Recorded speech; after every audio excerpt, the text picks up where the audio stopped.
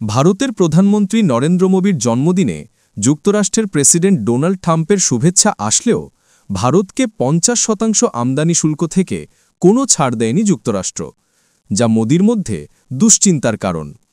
এছাড়াও ভারতের নাগরিকদের জন্য যুক্তরাষ্ট্রের ভিসা ফি সহ নানা খরচ বৃদ্ধি মোদীকে উদ্বিগ্ন করে তোলে।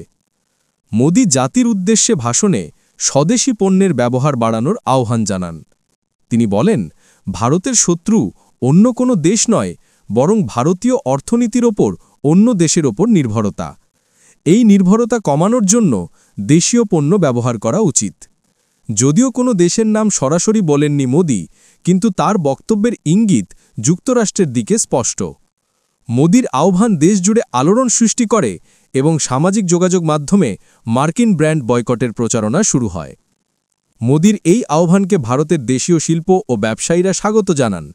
তারা নিজেদের পণ্যের প্রচার বাড়াতে শুরু করেন এবং মোদী দোকানদারদেরও দেশীয় পণ্যের বিক্রিতে মনোযোগ দিতে বলেন। মোদী বিশ্বাস করেন, দেশীয় পণ্যের চাহিদা বাড়লে ভারতের অর্থনৈতিক প্রবৃদ্ধি ত্বরান্বিত হবে।